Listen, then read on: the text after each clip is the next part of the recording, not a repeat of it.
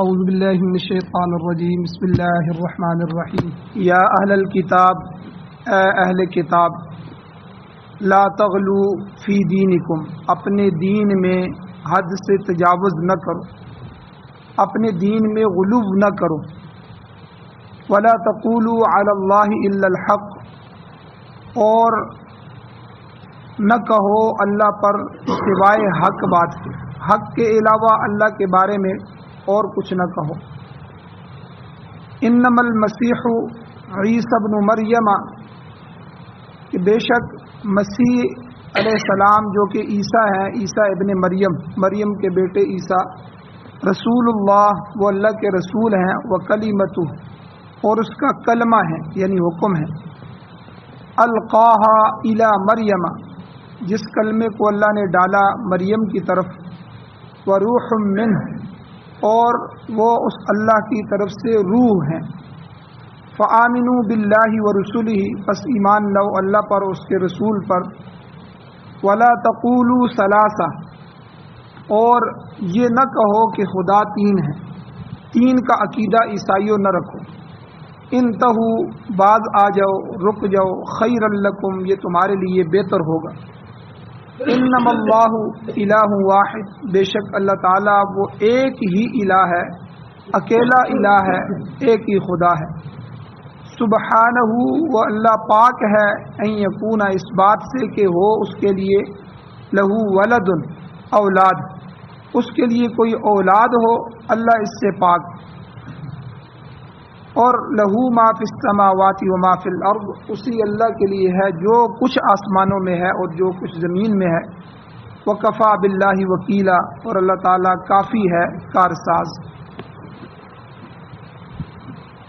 سورۃ النساء کی آیت نمبر 171 آپ کے سامنے تلاوت ہوئی ہے، آپ نے اس کا ترجمہ سماعت فرمایا۔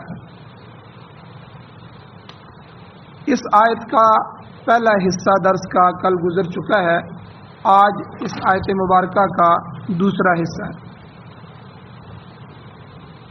کل کے درس کا خلاصہ یہ ہے کہ اللہ تعالیٰ نے یہاں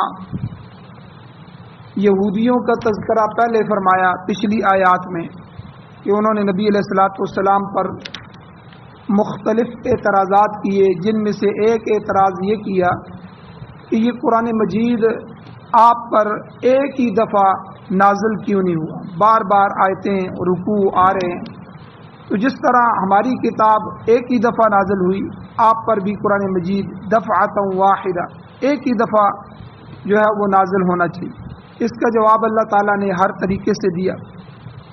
پھر دوسرا گروہ جو اہل کتاب کا ہے، عیسائی، ان کے انکار کو بھی اللہ نے ذکر فرمایا کہ انہوں نے حضرت عیسیٰ علیہ السلام کی دشمنی تو نہیں کی، لیکن محبت میں ان کی حیثیت میں غلو کر دیا، ان کو نبی سے بڑھا کے الہ پر لے گئے، اللہ کا بیٹا تک بنا دیا۔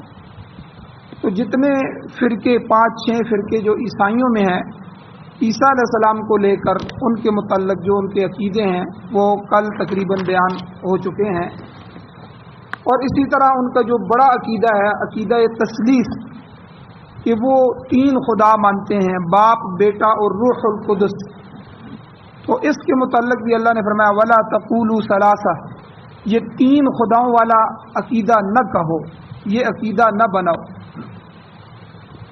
اور آگے اللہ تعالیٰ نے حضرت عیسیٰ علیہ السلام کے متعلق حقیقت کو واضح کرتے ہوئے فرمایا انما المسیح عیسی ابن مریم رسول اللہ، کہ بے شک مسیح جو عیسیٰ ابن مریم ہے وہ اللہ کے رسول ہے، وہ خدا نہیں ہے، وہ الہ نہیں ہے، ایک تو اللہ کے رسول ہے، دوسرا وکلمتہ، اس اللہ کا کلمہ ہے، القاہا الی مریم، جس کلمے کو اللہ نے مریم کی طرف ڈالا۔ تو اس کی تفصیل سورہ مریم میں موجود ہے۔ اللہ تعالیٰ فرماتے ہیں فَأَرْسَلْنَا إِلَيْهَا، ہم نے ڈالا اس مریم کی طرف روحنا، اپنی روح کو، اپنے اس کلمے کو، فَتَمَثَّلَ لَهَا بَشَرًا سَوِيًّا، وہ فرشتہ انسانی شکل میں آ کے ان کے سامنے پیش ہوا۔ اسی طرح سورہ انبیاء میں اللہ فرماتے ہیں فنفخنا فیہا من روحنا، ہم نے پھونکا اس مریم میں اپنی روح سے۔ تو فرشتے نے آ کر، جو کہ انسانی شکل میں آیا، اور اللہ کے حکم سے حضرت مریم کی یہ جو آستین ہے، ہاتھ کی آستین ہوتی ہے، اس آستین میں پھونک ماری۔ اس پھونک مارنے سے ان کو حمل ٹھہر گیا۔ اب اگرچہ یہ پھونک فرشتے نے ماری، مگر اللہ تعالیٰ نے جو ہے اس کو اپنی طرف نسبت دی۔ اس کی وجہ یہ ہے کہ یہ پھونک اللہ نے خود حکم دیا تھا، اللہ کے حکم سے جو ہے فرشتے نے ان کی آستین پہ پھونک ماری تھی، اس لیے اللہ نے یہاں اس کو اپنی طرف منسوب فرمایا، فنفخنا فیہا، ہم نے اس میں روح پھونکی۔ پھر اس کے بعد واقعہ یہ ہوا کہ عیسیٰ علیہ السلام کی ولادت کے لیے جس طرح عام بچے کی ولادت ہوتی ہے کہ 9 مہینے بچہ ماں کی پیٹ میں رہتا ہے، اس کے بعد وہ پیدا ہوتا ہے، ایسا نہیں ہوا، بلکہ حضرت عیسیٰ علیہ السلام کے لیے فوراً جو حمل ٹھہرا پیٹ میں فوراً بچہ بن گیا۔ امام جزری رحمۃ اللہ علیہ نے المثل السائر میں لکھا ہے کہ فحملت به، حضرت مریم پھونک مارنے سے حاملہ ہو گئی، پھر فوراً بچہ بن گیا، پھر فوراً انہیں وہ درد ہوا جسے درد ذے کہتے ہیں، جو عورت کو بچے کی پیدائش کی وقت محسوس ہوتا ہے، اور پھر وہ فوراً قرآن کہتا ہے مکاناً شرقیہ، جو شرقی جانب مکان تھا اس طرف وہ چلی گئی، اور اسی وقت حضرت عیسیٰ علیہ السلام کی ولادت ہوئی۔ تو وہاں سے وہ انہیں کو لے کر پھر دوبارہ اپنی قوم میں آئی۔ تو یعنی یہ ایک ہی لمحے میں، ایک ہی وقت میں یہ سارا کچھ ہوا، چونکہ حضرت عیسیٰ علیہ السلام کی یہ پیدائش ایک معجزہ تھا، اور معجزہ اسی طرح ہوتا ہے۔ تو اللہ تعالیٰ نے اس لیے یہاں ان کو کلمۃ اللہ، اللہ کا کلمہ فرمایا، اللہ کا کلام فرمایا، اس کا حکم فرمایا، کیونکہ اللہ کے حکم سے فرشتے نے پھونک ماری تھی۔ وروح منہ، اور دوسرا اللہ نے اس کو روح فرمایا۔ روح جو ہے یہ کلمے کا دوسرا نام ہے، اس کو روح بھی کہتے ہیں، کیونکہ نفخہ جبرائیلیہ جو ہے، جبرائیل علیہ السلام نے جو اس میں پھونک ماری تھی، اس پر ان کا اطلاق ہوتا ہے۔ کلمہ اور روح یہ دونوں اس کو کہتے ہیں۔ روح کا لفظ جو ہے اس واقعے کی شرافت کو بھی ظاہر کرتا ہے کہ یہ جو پیدائش ہوئی ہے یہ معمول کے مطابق نہیں ہوئی۔ معمول کے مطابق تو بچہ یہ ہے کہ وہ عورت کی شادی ہوتی ہے، شادی ہونے کے بعد اپنے خامن سے وہ ملتی ہے، پھر اس کے بعد اس کو حمل ٹھہرتا ہے، پھر 9 مہینے بچہ پیٹ میں رہتا ہے، پھر جو ہے 4 مہینے کے بعد روح پڑ جاتی ہے، پھر اس کے بعد 9 مہینے کے بعد پیدائش ہوتی ہے۔ یہ معمول کے مطابق ہوتا ہے۔ تو یہاں غیر معمولی طور پر، معمول کے خلاف غیر تدریجی طریقے سے حضرت عیسیٰ علیہ السلام کی پیدائش عمل میں آئی۔ تو یہ تو اللہ کا منشا تھا، اللہ اس طرح چاہتے تھے، اور جس طرح اللہ چاہتا ہے وہی کام اسی طرح ہو جاتا ہے۔ اللہ قرآن میں سورہ یاسین کے آخر میں فرماتے ہیں انما امرہ اذا اراد شیئا ان یقول له کن فیکون، کہ اللہ تعالیٰ جب کسی چیز کا ارادہ کر لیتا ہے تو اس کے کن کہنے سے وہ مطلوبہ کام ہو جاتا ہے۔ اللہ کہتا ہے ہو جا تو وہ ہو جاتا ہے۔ اللہ جب چاہتے ہیں کسی چیز کو وجود دینا تو وہ اللہ کے چاہنے کے ساتھ ہی وہ وجود میں آ جاتا ہے۔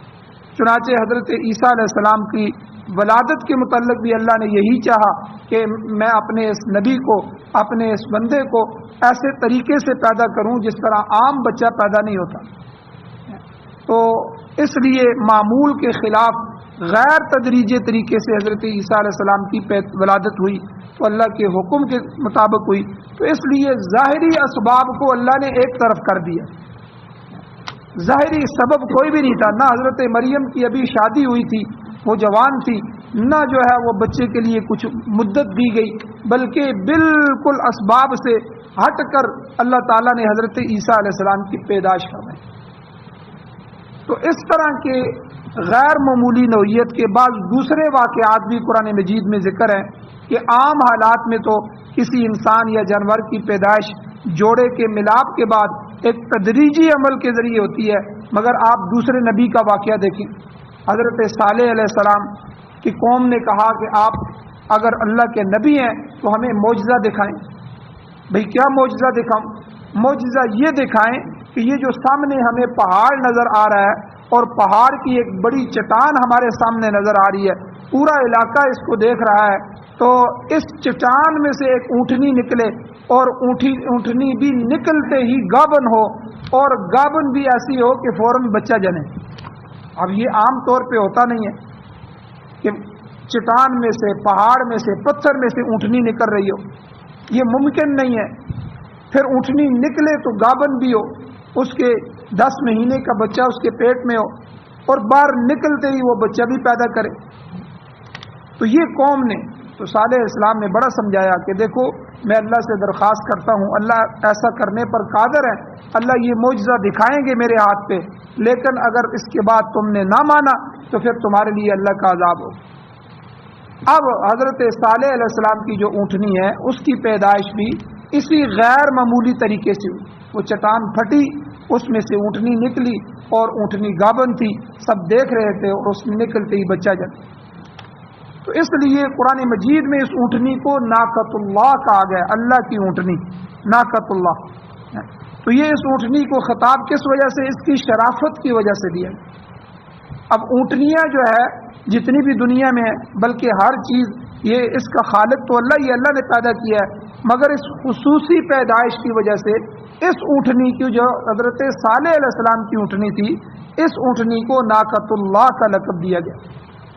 اور بعض اوقات کسی چیز کی نسبت اس کے خصوصی لگاؤ کی وجہ سے کی جاتی ہے، اس کو اللہ کے ساتھ ایک نسبت ہوتی ہے اس لگاؤ کی وجہ سے، جیسے بیت اللہ کو اللہ کا گھر کہا گیا، بیت اللہ، اللہ کا گھر۔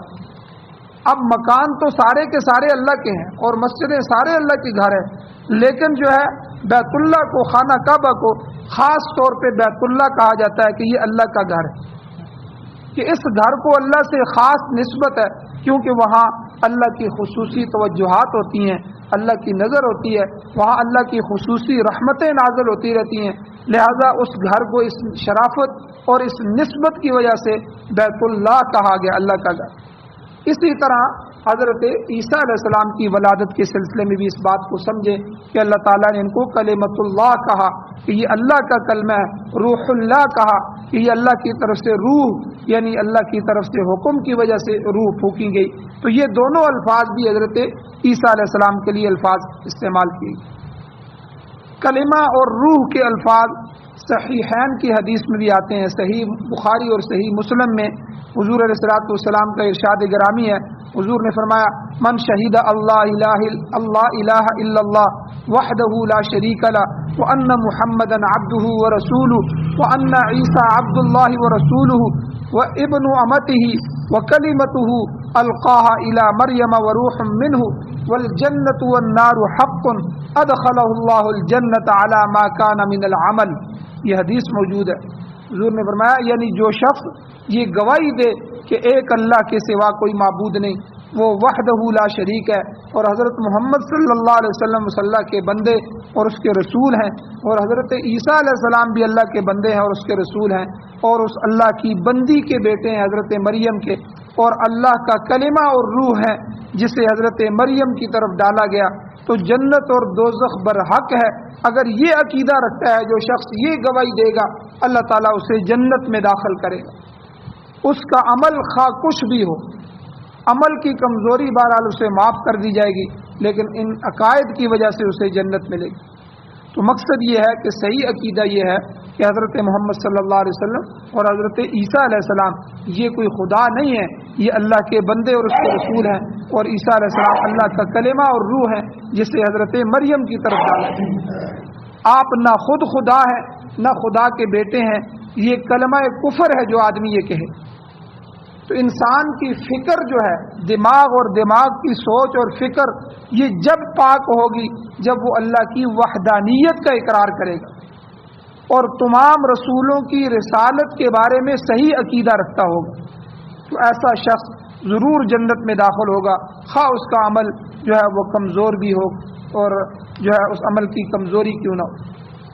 آگے اللہ تعالیٰ نے فرمایا جب حقیقت یہی ہے جو میں نے تمہارے سامنے بیان کر دی ہے، تو فآمنوا باللہ ورسولہ، اس اللہ پر، اس کے رسولوں پر ٹھیک ٹھیک ایمان لو، اللہ اور اس کے رسولوں کی تصدیق یہ اجزائے ایمان میں سے ہے اور اس کا انکار کفر ہے۔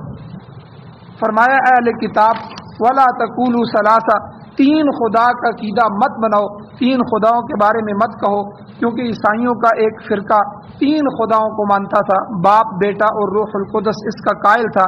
تو یہ جھوٹا اور باطل عقیدہ ہے۔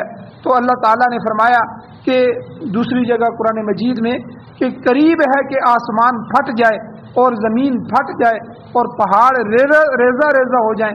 کس وجہ سے؟ ان دعوا للرحمن ولدا، انہوں نے اللہ تعالیٰ کے لیے اولاد ہونے کا دعویٰ کر دیا کہ اللہ کی اولاد ہے، عیسیٰ علیہ السلام اللہ کے بیٹے ہیں۔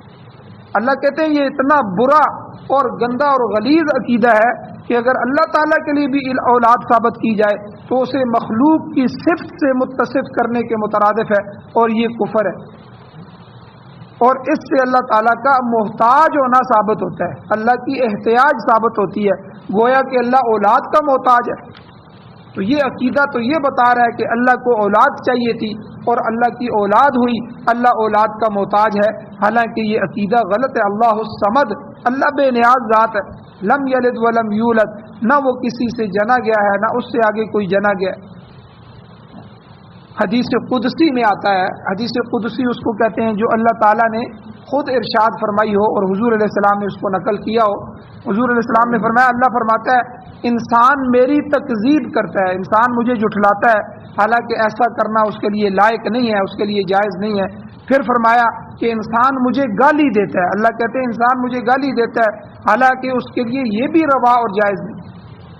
پھر حضور نے تشریح فرمائی، فرمایا کہ اللہ کہتے ہیں میری تکذیب یہ ہے کہ انسان کا عقیدہ یہ ہو جائے کہ اللہ مجھے دوبارہ پیدا نہیں کرے گا، جیسا کہ اس نے مجھے پہلی دفعہ پیدا فرمایا، لن یعیدنی کما بدأ، گویا کہ انسان قیامت کا انکار کرتا ہے تو یہ گویا کہ اللہ کو جھٹلانے کے مترادف ہے۔ اسی طرح کسی انسان کا یہ عقیدہ ہو کہ اللہ نے بیٹا بنا لیا ہے تو یہ گویا کہ گالی ہے، تو اس سے اللہ کا احتیاج ہونا، محتاج ہونا ثابت ہوتا ہے۔ اس لیے آگے اللہ تعالیٰ نے فرمایا انتہو، اس غلط اور باطل عقیدے سے باز آ جاؤ، خیر لکم، یہ تمہارے لیے بہتر ہوگا۔ اللہ اور اس کے انبیاء اور اس کی کتابوں پر ایمان لانا ہی صحیح عقیدہ ہے، اور اسی میں تمہارے لیے بہتری اور کامیابی۔ آگے اللہ تعالیٰ نے فرمایا انما اللہ الہ واحد، اللہ ہی واحد اور اکیلا معبود ہے، اس کے علاوہ کوئی معبود نہیں ہے، وہ خالق اور بے نیاز ہے، باقی سب مخلوق اس کی محتاج ہے۔ انتم الفقراء الی اللہ، تم سارے کے سارے اللہ کی طرف فقیر ہو، اللہ کی طرف محتاج ہو۔ واللہ هو الغنی الحمید، وہ اللہ ہی غنی ہے، وہی بے نیاز ہے اور وہی تعریف کے لائق ہے۔ نافع نفع دینے والا، زار نقصان دینے والا اگر کوئی ذات ہے تو اللہ کی ہے، مختار کل اللہ کی ذات ہے، کارساز کام بنانے والا، بگڑی بنانے والا اللہ ہے، موت اور حیات کا سر رشتہ بھی اسی ذات کے ہاتھ میں ہے، موت اور حیات دینے والا بھی اللہ ہے۔ پھر اللہ نے یہاں سمجھایا تم عیسیٰ علیہ السلام کو الوہیت میں کیوں شریک کرتے ہو، اللہ کا بیٹا بنا کے اللہ کے ساتھ الوہیت میں شریک کر کے گمراہ ہو جاتے ہیں۔ اس لیے فرمایا سبحانہ، وہ اللہ اس کی ذات پاک ہے، ان یکون لہ ولد، اس سے کہ اس کی کوئی اولاد ہو، اللہ اولاد سے پاک ہے۔ اور یہ بھی فرمایا، یہ بھی یاد رکھو، لہو ما فی السماوات و ما فی الارض، آسمانوں زمینوں کا مالک اللہ ہے، ہر چیز جو آسمانوں میں ہے اور زمین میں ہے، اس کے درمیان ہے، ہر چیز کا مالک اللہ ہے، ہر چیز اسی کی پیدا کرتا ہے، اسی کا تصرف ان چیزوں پہ چلتا ہے، تو پھر اسے اولاد کی کیا ضرورت ہے؟ وکفا باللہ وکیلا، کارساز بھی اللہ ہی کافی ہے، اس کے علاوہ کوئی بگڑی بنانے والا نہیں۔ عیسیٰ علیہ السلام، مسیح علیہ السلام اس کے بندے ہیں اور اس کے رسول ہیں، کارساز وہ نہیں ہیں، وہ تو تمہاری اصلاح کا پیغام لے کر آئے تھے، تم نے انہیں الوہیت کے درجے پر پہنچا دیا۔ سورہ مزمل کے اندر اللہ فرماتے ہیں فاتخذہ وکیلا، تم کارساز بھی اس اللہ کو بناؤ، اس اللہ کو کارساز پکڑو، وکیل بناؤ، اس کے علاوہ کسی پر اعتقاد نہ رکھو کہ وہ بھی کام بنا سکتا ہے، فلاں ہستی بھی جو ہے وہ بگڑی بنانے والی ہے، فلاں بھی نفع نقصان دینے والا ہے۔ اس لیے یہ اعتقاد مشرکانہ عقیدہ ہے، یہ مشرک ہو جاؤ گے، کافر ہو جاؤ گے۔ اب عیسائیوں کا جو تجاوز ہے حد سے بڑھنا، اس کا ذکر تو ہو گیا. اسی کی روشنی میں جب ہم اپنے آپ پر نظر مارتے ہیں، مسلمانوں کو دیکھتے ہیں، تو آج ہمیں بھی معلوم ہوتا ہے کہ آج کا مسلمان بھی ایک کثیر تعداد اسی غلو کے اندر چلی گئی. آپ دیکھیں اولیاء اللہ کو خدا بنایا جا رہا ہے، اور اماموں کو نبیوں کے منصب تک پہنچانے والے کون لوگ ہیں، اور انبیاء کو الوہیت کا مرتبہ دینے والے بہت سے مسلمان ہیں. آپ دیکھیں قبروں پر جا کر بڑے بڑے گنبد بنائے گئے، پھر ان قبروں پر چادریں چڑھائی جاتی ہیں، چڑھاوے چڑھائے جاتے ہیں. جو منت اور نظر اللہ کے لیے عبادت تھی، اللہ کے لیے مانی جاتی تھی، وہ جو ہے وہ آج نظر حسین، نظر فلاں جو ہے وہ مانی جا رہی. تو یہ ساری اسی غلو کا نتیجہ ہے کہ جب میلاد کا وقت آتا ہے تو میلاد پر جھنڈیاں لگائی جاتی ہیں، جلوس نکالے جاتے ہیں، اور روافض کی طرف سے بڑے بڑے تعزیے نکالے جاتے ہیں، اور ذوالجنا جو ہے نکالا جاتا ہے. یہ دین کی حدود سے تجاوز ہے. یہ حاجت روائی کا مسئلہ، پیری مریدی، اور پھر پیروں مریدوں کو مشکل کشا سمجھنا، یہ سب مشرکانہ عقائد ہے، اور اللہ تعالیٰ کی حدوں کو توڑنے کی وجہ سے. یاد رکھیں پیر وہ ہے جو اللہ کا راستہ بتائے. پیر وہ نہیں ہے جو تمہیں سجدے پہ لے کے آئے کہ مجھے مانو، میں تمہاری حاجتیں پوری کر رہا ہوں. اور کئی چیلے انہوں نے رکھے ہوتے ہیں، وہ چیلے لوگوں کو بتاتے ہیں کہ جاؤ اس طرح کرو، وہاں بیٹھ جاؤ، پاؤں میں جھک جاؤ، سجدہ کرو، ٹھیک ہے، وہاں سے مانگو، یہاں سے ملے گا. اللہ کے دربار کو چھڑوا کر اپنے درباروں میں لایا جائے. حالانکہ صحیح پیر وہ ہیں جو اللہ والے ہیں اور جو خود اللہ کی طرف جھکے ہوئے ہیں. اب لوگوں کو بھی اللہ کا راستہ بتا رہے ہیں، انسانوں کی تربیت کر رہے ہیں. جتنے بھی اولیاء دنیا میں آئے ہیں وہ اللہ کے سچے بندے تھے اور مصلح تھے، اصلاح کرنے والے تھے. انہیں دنیا کی کوئی طلب نہیں ہے. مگر اب جو آپ کو گدیاں نظر آ رہی ہیں، بڑے بڑے پیروں کی گدیاں، مزار بنائے ہوئے ہیں، یہاں پر کیا ہوتا ہے؟ وہی مشرکانہ اعمال انجام دیے جا رہے ہیں جو مشرکین مکہ دیتے تھے. اور اس میں نچلی سطح سے لے کے عام بندے سے لے کے بڑے بڑے وزراء تک شامل ہیں. خواجہ اجمیری رحمۃ اللہ علیہ، یہ جتنے بڑے بڑے حضرات ہیں، ان کی قبر پر چڑھاوے کے لیے 2-2 لاکھ روپے کی چادر، 3-3 لاکھ روپے کی چادر تیار کی جاتی. حالانکہ اس خدا کے بندے نے، اس اللہ والے نے زندگی میں اپنے لیے جھونپڑی تک نہیں بنائی، اور اب اس کی قبر پر عالیشان گنبد بنا دیے گئے. پھر وہاں پر سجدے ہو رہے ہیں اور منتیں مانی جا رہی ہیں، نظر جو ہے مانی جا رہی ہے. تو مطلب یہ ہے کہ بھائی بزرگان دین کی تعظیم کرنی ہے، ان اولیاء کی تعظیم ضرور کرنی ہے، اور اگر جو کوئی ولی زندہ ہے تو اس کے جا کے ہاتھ پہ بیعت بھی ہونا ہے، لیکن وہ اپنی اصلاح کے لیے کہ وہ ہمیں اللہ سے ملا دے. اللہ والے ہیں جو کہ اللہ سے ملا دیتے ہیں، ان کی مجلس اختیار کرنی ہے تاکہ ہمیں جو ہے ان کی مجلس سے فائدہ ہو جائے، ہماری دنیا بھی بن جائے، آخرت بھی بن جائے. لیکن حد سے نہیں بڑھنا. یہ حکم جو اس آیت میں ہے، یا اہل الکتاب لا تغلو فی دینکم، اے اہل کتاب، اے عیسائیوں، اپنے دین میں غلو نہ کرو. عیسیٰ علیہ السلام کو اٹھا کے خدا کے درجے پہ نہ لے جاؤ، خدا کا بیٹا تم نے بنا دیا ہے، یہ نہ کرو.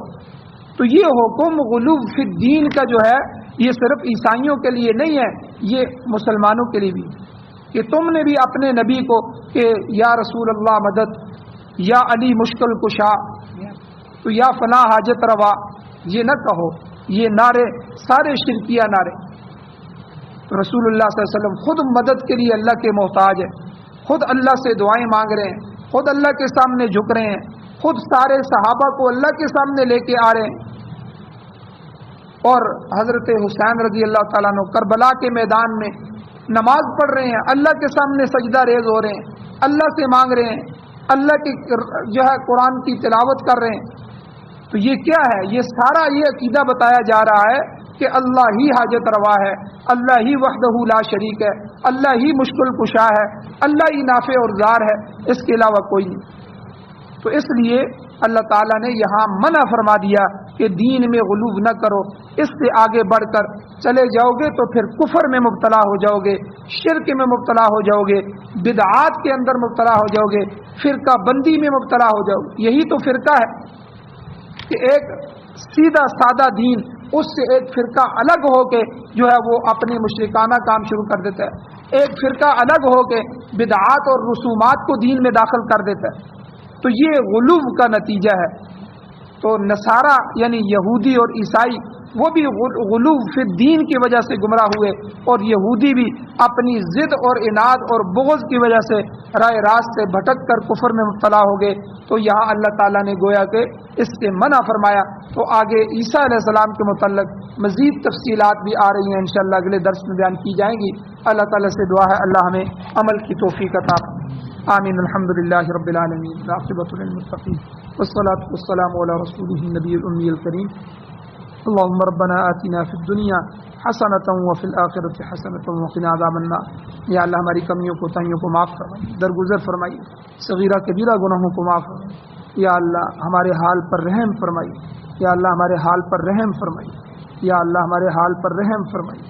یا اللہ جو مسلمان بیمار ہیں ان کو شفا عطا فرمائیے، پریشان حالوں کی مدد و نصرت فرمائیے۔ جو حضرات ایمان کی حالت سے اس دنیا سے چلے جا چکے ہیں یا اللہ ان کی بخشش فرمائی۔ یا اللہ ہم سب کو بھی قبر حشر آخرت کی تیاری نصیب فرمائی۔ یا اللہ ہمارے عقائد کو درست فرمائی۔ یا اللہ اپنی ذات کا محتاج بنائیے، در در کی محتاجگیوں سے محفوظ فرمائیے۔ صلی اللہ تعالی علی خیر خلقہ محمد و آلہ و اصحابہ اجمعین برحمتہ۔